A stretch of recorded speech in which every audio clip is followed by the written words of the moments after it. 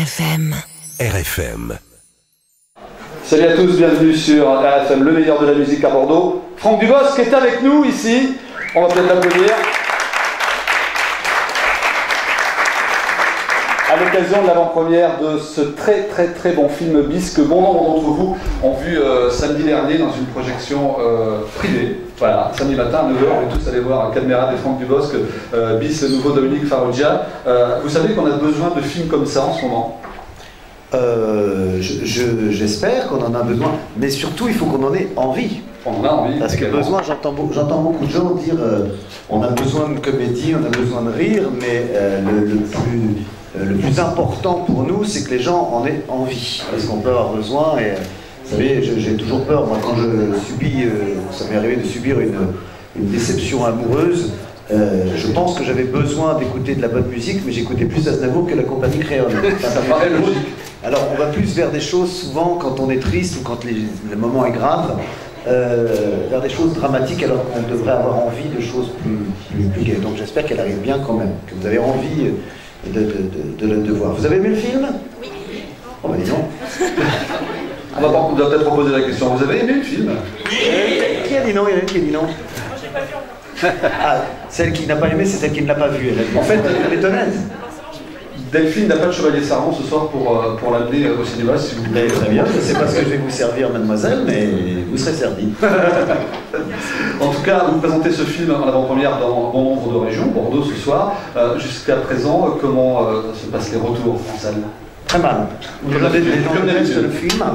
Non, très bien. Attendez, parce que je viens de manger. Vous m'avez amené un café, c'est convivial, on peut le dire. Hein. Et il y avait une petite meringue, mais je me suis saisi de la meringue que j'ai foutue. Alors, ça c'est la meringue qui fait tousser. Voilà.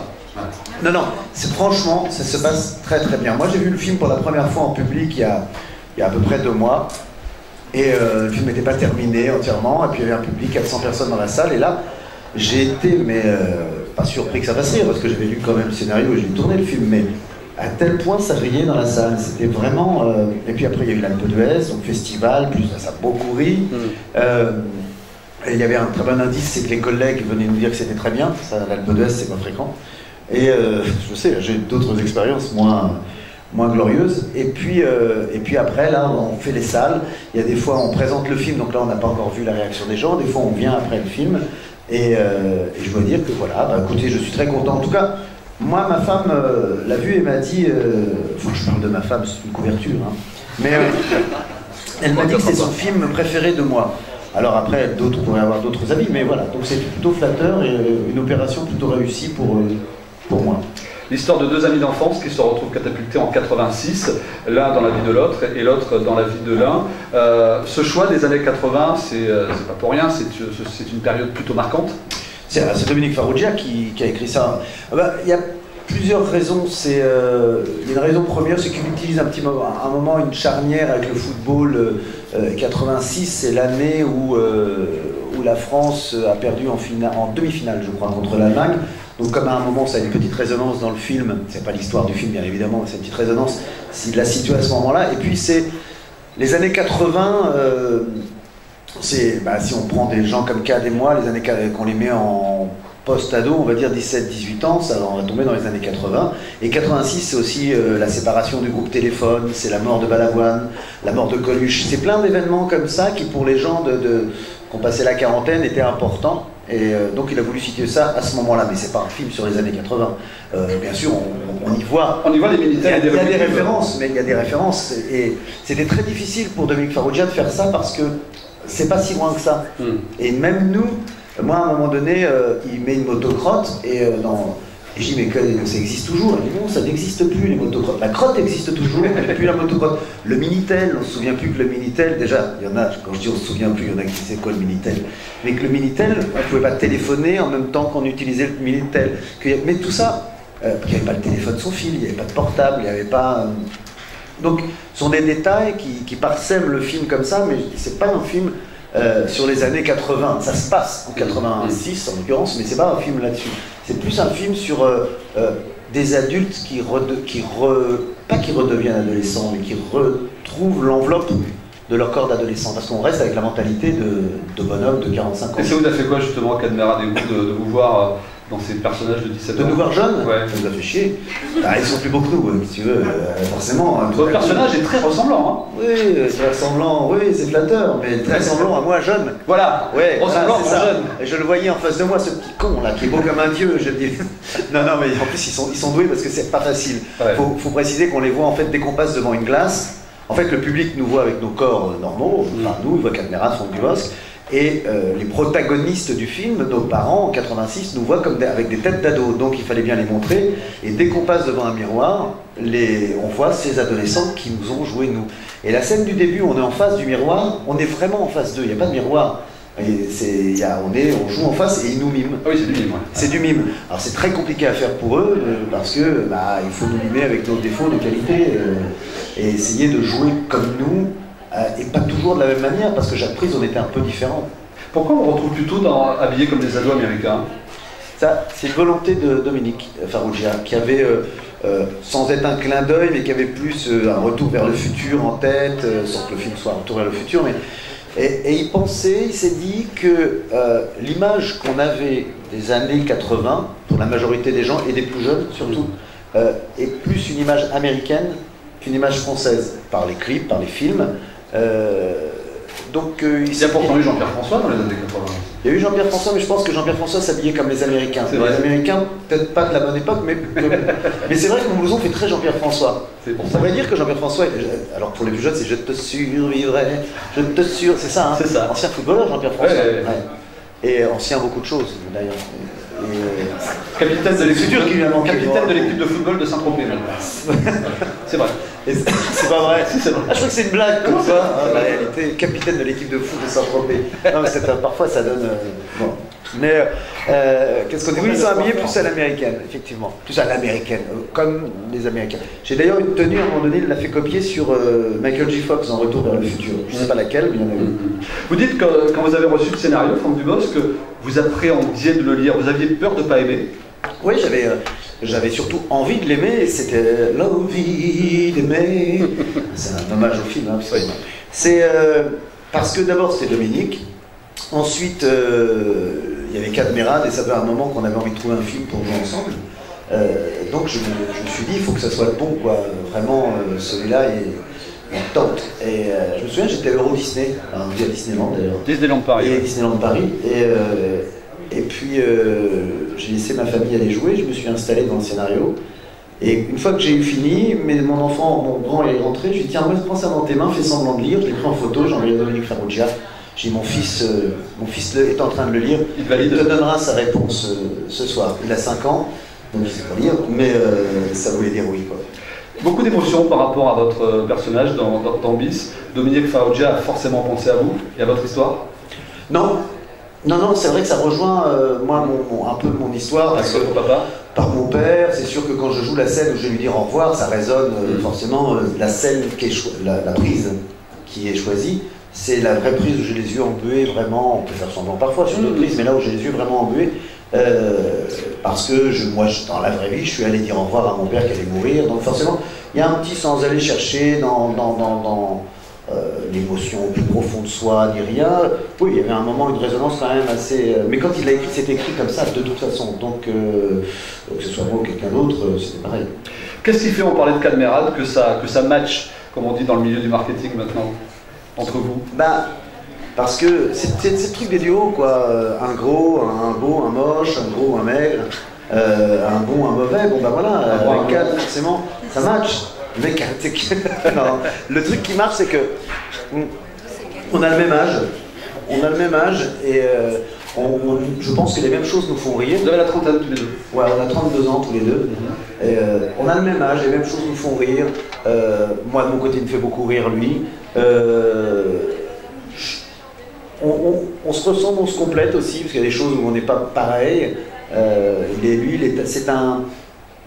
Il est très cool, lui il laisse passer la vie, mais bon, il cache une anxiété quand même, hein, certainement. Moi je suis plus anxieux, je cache une coolitude, donc il y a comme ça, voilà, puis je crois qu'on s'apprécie l'un l'autre dans notre carrière, on se connaît depuis longtemps sans être amis, on est en copains, on se croise depuis très longtemps. Et puis Dominique Farrugia est un peu notre dénominateur commun, il nous a découverts tous les deux. Donc il ne pouvait pas se tromper sur le fait qu'on s'entende l'un et l'autre. Et puis moi, il y a un moment que je croise Cad et qu'à chaque fois qu'on se voit, on rigole et qu'on s'entend bien. Donc j'étais sûr du coup. Et puis je me suis pas trompé.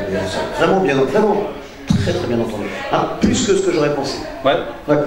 Comment on arrive à trouver un rythme de jeu commun, l'un est peut-être plus diesel que l'autre? Je pense au fameux duo de Funès-Bourvil. On n'est pas... Non. Si, Cad est peut-être un peu plus diesel que moi, oui, plus, parce qu'il est plus cool, comme je dis, il est plus dans l'instinct, on trouve... Il n'y avait pas de... Pour y avoir, vous savez, quand on tourne la première prise, la deuxième prise, la troisième prise, et puis il y en a un qui est bon à la quatrième et l'autre à la première. C'est toujours très emmerdant. C'est pour faire un compromis. Non, là, je pense qu'on était dans le même... on a accordé nos violons l'un et l'autre de nos partitions. Ça s'est fait... les bonnes prises étaient en même temps. Jamais de problème d'ego, de tirage de couverture à soi? Non, aucune. C'était... alors, peut-être que c'est par expérience d'avoir joué, moi, avec d'autres partenaires de comiques, on va dire. Mais bon, il ne fait pas de scène non plus, donc il n'y a pas de rivalité avec Cad. Mais je sais que moi j'ai joué par exemple avec Florence Foresti où il n'y avait pas du tout de rivalité, mais il y avait une envie de ma part d'être aussi drôle que Florence, donc les envies, et puis peut-être réciproques, j'en sais rien, donc alors qu'il suffit de jouer le scénario, et puis après c'est l'histoire du film qui fait que les choses, si l'autre en face de nous est drôle, on est drôle aussi nous, donc, mais ça faut le piger au bout d'un moment, et c'est peut-être fort de cette expérience-là, j'en avais Cad aussi dans Les Seigneurs, que je me suis dit je vais laisser aller le scénario. Je pense que le scénario est assez bon pour nous mettre en valeur et l'un et l'autre, et voilà, donc ça s'est fait sans chercher à être, et comme Cad n'est pas d'un naturel comme ça, c'est pas du tout d'un naturel, il s'en fout tout ça, il est au-dessus de tout ça, il vous dirait qu'il est à côté, il s'en fout de tout ça. Ce qui compte c'est de s'amuser, et voilà. Non, il n'y a jamais eu de tiens, je vais dire le dernier mot, j'ai tiré la couverture, jamais eu de ça. Et moi, j'étais pas dans cette optique. Puis on a Dominique qui est au-dessus de nous, à nous regarder, qui veillait sur nous. Je pense qu'il aurait remis les pendules à l'heure. Voilà. L'essentiel, c'était que la scène soit drôle. Si on est Quadra, si on est Quinca, on ressort de ce film avec un coup de vieux ou pas du tout? Non. Non. Oh, je pense pas, non. À Quinca, j'en sais rien. Moi, je suis loin de ça. Mais pour un trentat comme moi... à peine. À peine. Non, je pense pas qu'on ressorte avec un coup de vieux. On ressort avec... je sais pas, je me suis pas posé la question, j'espère pas. Non, avec un petit coup de vieux, non, un petit coup de jeune. C'est un film nostalgique? Un petit coup de jeune. Non, c'est pas nostalgique, je pense pas. C'est rigolo, plutôt non, on se dit aussi qu'on est pas mal, parce que le film il dit ça, et finalement on est bien, c'est deux mecs quand même de 45 ans qui se sentent pas bien dans leur vie, et puis finalement en retournant 30 ans en arrière, ils n'ont pas forcément envie de changer les choses, et le fait d'essayer de les changer ne fera pas grand chose sur leur vie. Pas tout. Non, bien sûr. Mais non, ça, je pense pas que ça donne plutôt un coup de jeune. Ouais. Mais ce qui est bien, c'est que je pense qu'il y en a pour, je pense, hein, moi j'ai pas 20 ans, j'en sais rien, mais je pense qu'il y en a pour tout le monde, pour tous les âges. Je regarde. Qu'en pensent les gens qui alors j'aime bien, s'il y a un monsieur qui a les cheveux blancs qui me fait oui, non, vous n'avez pas 20 ans, monsieur. Vous n'avez pas 20 ans, monsieur. Non. Oh. Vous étiez né en 86? Non, je suis pas 1886, hein, monsieur. C'est une blague de Cad, il fait ça à chaque fois au Franck Dubosc en spectacle ce soir. Non, c'est fini, je reviens plus, tiens, c'est dommage. Vous revenez plus pour l'État sauvage? Non, on est venu beaucoup à Bordeaux. Non, ça se finit là, non. Ouais. Vous pensez déjà au prochain? Ouais, je reviendrai vous faire chier quand même, hein. Oui. Mais oui, je pense au prochain. Vous aimeriez, vous, revenir dans les années 80 ou pas du tout? C'était mieux avant? Non, c'était pas mieux avant. Oh, non, c'était d'autres choses. C'était après. Il y a une chose, on nous a posé la question. Il y a une chose que j'aimerais revenir. C'est pas les années 80, c'est dans mes 17 ans. C'est deux questions au film, c'est ça. Est-ce que c'est revenir dans les années 80 ou revenir quand on a 17 ans? Alors, revenir quand j'ai 17-18 ans, j'avais un petit peu plus que ça en 86, mais ce que j'aimerais. Vous étiez en Normandie encore? Non. En 86 ouais. Non, j'étais à Paris déjà depuis un bon moment. Ce que j'aimerais, c'est revoir. Alors, bien sûr, peut-être mon père, mais avec ce que je sais, c'est difficile de revoir les gens quand on sait quand ils vont mourir. Parce qu'on a l'impression que les gens qu'on croise sont éternels, et ils ne le sont pas. Et quand on connaît leur date de... C'est horrible, tous je sais pas, mais bon, on parle de comédie. Hein. Quand on connaît leur date de on rit quand même. Hein. Quand on connaît leur date de mort, de décès, on regarde la personne d'une autre manière, alors que tout le monde va mourir. Enfin, à part moi, parce que je suis éternel. Donc revenir, en tout cas j'aimerais revenir pour voir mes parents jeunes. Et parce que quand on vieillit, le souci vient de là aussi, que nos parents vieillissent et puis deviennent par un poids, mais oui, un poids quelque part. Un poids, c'est pas forcément négatif, mais quelque chose d'un peu plus. Et puis on a envie de retrouver cette facilité du moment où on ne s'occupait pas d'eux. C'est égoïste, hein. C'est égoïste, c'est pas les revoir jeunes pour les voir jeunes. Oh, vous êtes heureux, jeunes. Non, non, c'est les voir jeunes pour pas avoir de soucis. Donc ça, j'aimerais ça. Maintenant. Je pense que si je revenais en 86 avec ce que je sais d'aujourd'hui, je serais un beau petit connard. Parce que j'aurais 17 ans et je dirais ouais, moi je vais devenir une vedette de cinéma, les gars. Et tout le monde se fout de Tu joues avec Cadmerade, moi. Moi je vais jouer avec Cadmerade au cinéma et je t'emmerde. Et donc je serais un beau petit con. Donc faut mieux pas, déjà c'était pas mal à l'époque, vaut mieux pas que je revienne en arrière. Ouais. Et au niveau de votre carrière, si vous, justement, vous revenez en arrière, vous changeriez quelque chose non, le problème c'est que si je changeais quelque chose, moi j'aime bien là où j'en suis là, donc changer quelque chose c'est fragile. Hein, même les choses un peu moins bonnes, je regrette pas parce qu'elles m'ont tout amené, même les moins bons films que j'ai faits. J'ai un énorme respect, un énorme amour pour les metteurs en scène qui m'ont fait tourner, parce qu'il fallait me choisir déjà.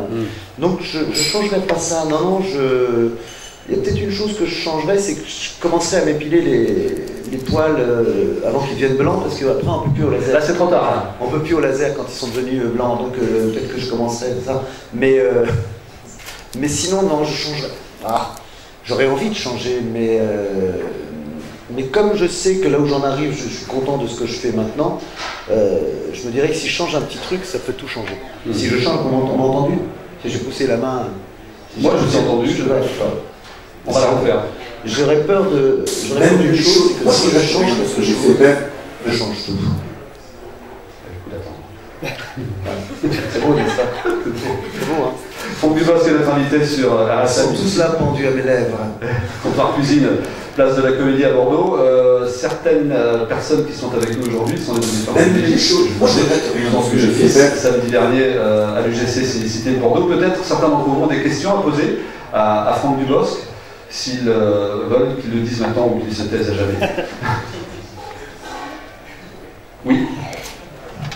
Bonsoir Emmanuel, moi j'avais une question. Il y a une scène qu'on a tous vue, c'est celle où vous êtes nus avec Cadmerade. Quelle sensation ça vous a fait? C'est une question de fan, hein, oui, évidemment. Surtout, est-ce que ça a été un énorme éclat de fou rire pour tout le monde, puisque c'était quand même assez comique et cocasse comme situation? C'est des doublures ou c'est vous? Alors, c'est nous. Ça a été un énorme éclat de rire pour tout le monde, sauf pour nous. Forcément. C'est-à-dire que c'est assez... On était très gênés. Il fallait nous voir nous allonger sur le sol comme ça, tout nus, bien serrer les jambes pour que rien ne dépasse. Et puis surtout, c'est qu'à chaque fois, on est dans deux positions. On est l'un en face de l'autre. Donc on est les mieux placés pour se voir loger. Alors forcément, les blagues sont parties. On s'est appelé l'un bavard, l'autre Dumbo. Enfin bon. Et ah oui, forcément. Hein, là. Non, nous, on était un peu partagés entre le rire, parce qu'on se prend pas au sérieux, et nous on rigolait, on se donnait plein de titres de films, c'est de nous voir allongés sur le sol par terre, on était là, Franck Dubosc, Cadmerade dans le charnier. Mais ça devenait un truc. Et puis pour l'anecdote, quand on monte les marches, parce que derrière on monte les marches, heureusement que Cad m'a donné son truc, puisque moi j'ai tourné ma scène où je monte mes marches après lui, il m'a dit je serre les jambes, parce que la caméra est derrière et en bas. Donc si on ne serre pas les jambes, on voit le roche, n'est-ce pas? Donc il fallait serrer les jambes. Si vous revoyez le film, vous verrez quand on monte les marches qu'on serre les jambes terriblement, pour que rien ne les passe. C'est un réflexe homme. Hein. C'était une bonne question, mais on était très gênés. D'autres questions? Et Dominique, pour nous rassurer, nous a dit que vous allez voir, il y a une très belle lumière. Et justement, il y a une belle lumière. Une belle lumière, sur notre cul. Franck Dubosc, on parlait de L'État sauvage, que vous ne jouerez plus à Bordeaux. Vous êtes déjà sur votre prochain spectacle. L'alternance entre le cinéma et le spectacle, c'est justement la formule idéale pour vous? Ouais, c'est pour plusieurs choses. D'abord, le spectacle me permet de ne pas faire de cinéma, donc de m'échapper un peu, de ne pas être tout le temps en promotion de cinéma. Je suis tout le temps en promotion, moi, de mon spectacle, de cinéma, de tout ça. Même si vous passez de bons moments avec nous. Non mais oui, mais je finis par lasser, pas forcément par ce que je fais, parce que les gens ils sont libres d'aller me voir, voir un film, pas aller me voir, aller voir un spectacle. Mais Caméra a eu ce problème aussi. Hein. Oui, à la télévision, à un moment donné, on y est tout le temps en train de faire la promotion. On n'y va pas par le plaisir forcément, on y va parce que. On va vous voir chez Arthur, on va vous voir. Oui, c'est ça, c'est tout le temps. Au bout d'un moment, on ne sait plus ce qu'on vient vendre. Enfin, le public, en tout cas, mais on le sait. Et ça, c'est une première chose. Donc le spectacle, une fois qu'on est sur les routes, après on fait un peu de promotion localement, tout ça, on s'échappe un petit peu. Et puis il y a une chose importante aussi, c'est que ça permet aussi de mettre un doigt dans le public, c'est-à-dire d'être avec le public. Alors c'est pas forcément le public qui viendra voir tous mes films, mais et vice versa d'ailleurs, c'est pas forcément le public du cinéma qui vient me voir sur scène, mais il y a une partie commune quand même, et ça permet de rester dans une réalité de à qui on plaît, comment on plaît, pourquoi on déplaît, de voir un petit peu, c'est un thermomètre qui permet de rester dans une certaine réalité, parce que forcément ma vraie vie, elle a plus une vraie réalité. On peut pas, vous voyez, moi je vois parfois, on est là, nous les comiques, à dire je raconte la vie de tous les jours, mais notre vie de tous les jours elle n'est pas toujours exactement la même que. Forcément on a la chance d'avoir déjà du travail, de gagner bien notre vie, de signer des autographes, les gens, j'adore les gens qui disent mais t'es comme tout le monde. On dit pas à n'importe qui t'es comme tout le monde, hein, je peux vous le dire. Mais sinon ça devient une insulte.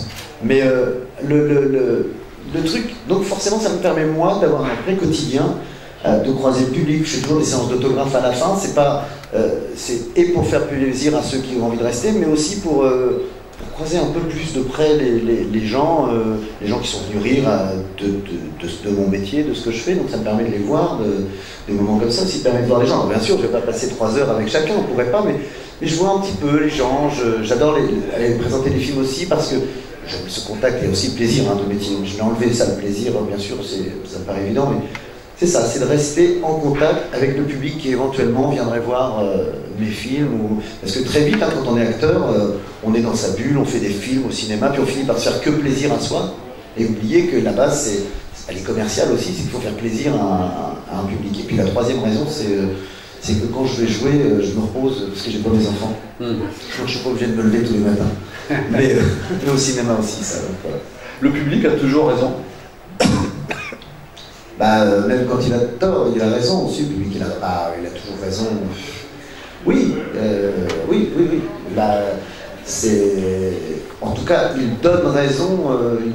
Il fait foi de raison. C'est-à-dire que voilà, un film qui ne rencontre pas de public, comme on dit, c'est que le public, alors il n'y a pas. Nous, on peut toujours se dire, il a tort, c'était bien, mais il y a toujours en tout cas une raison pour qu'il ne soit pas venu. Elle peut être indépendante du film, mais en tout cas sur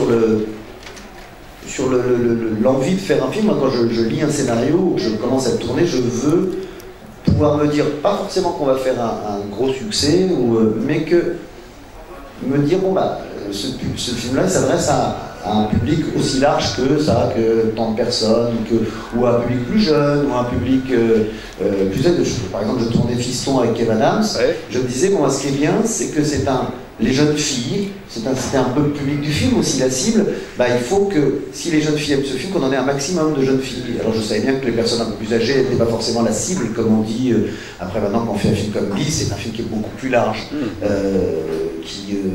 Après il y a des films comme Camping qui sont non aussi larges, c'est pareil, qui peuvent plaire aux plus petits. Alors je veux que ce soit fait pour plaire au plus grand nombre de la cible visée. Et les visiteurs, ça va plaire à qui?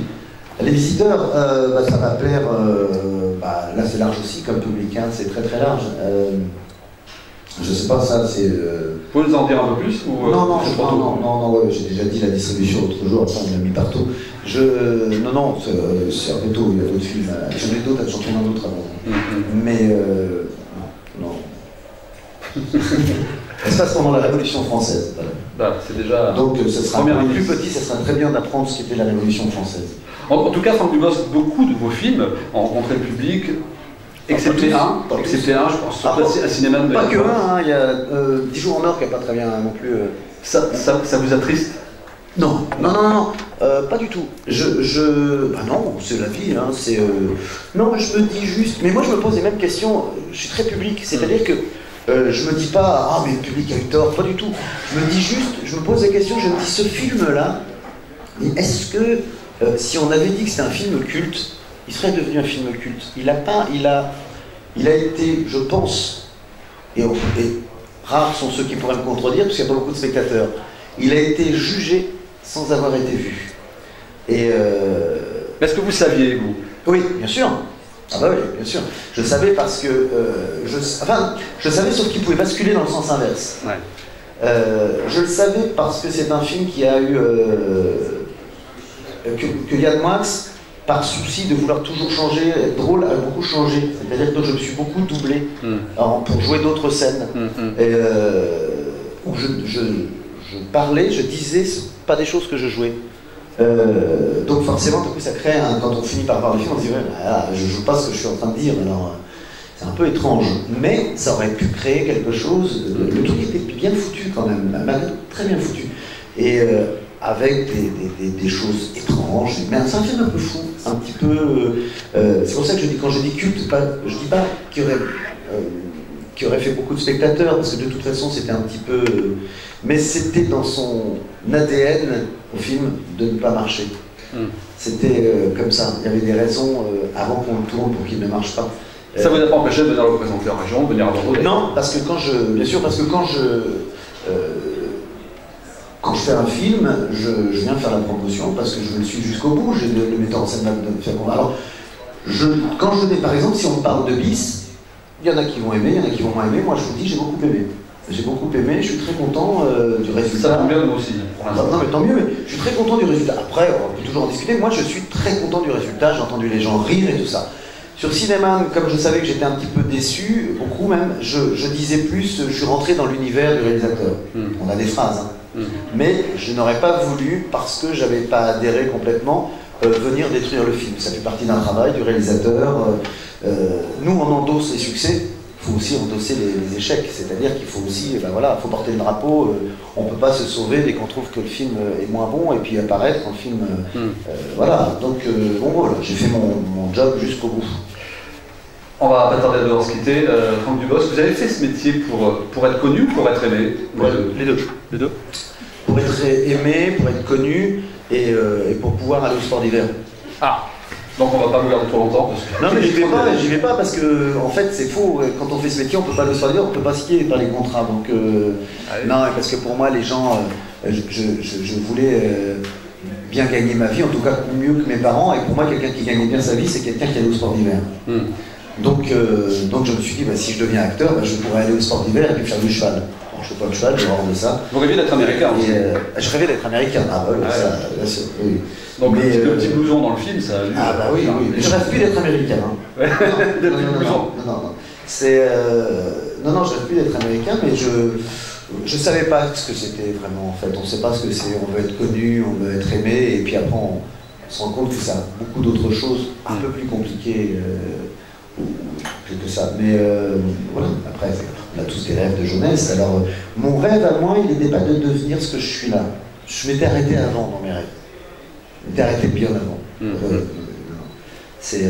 je ne savais pas tout ça. En tout cas, on va vous remercier, on va vous applaudir très fort. Franck Dubosc, c'était notre invité aujourd'hui sur AFM de Revenue, et après la visite avec les gens avant-première du nouveau long-métrage de Dominique Farrugia, le 18 février. Oui, exactement. Toutes les bonnes salles. Avec Cadmerat, Gérard Darmon, Alexandra Lavie, Julien Boisselier. C'est une très belle distribution. Et en avant-première ce soir à l'UGC Célicité de Bordeaux. Merci encore à vous. Merci. Merci beaucoup. Merci.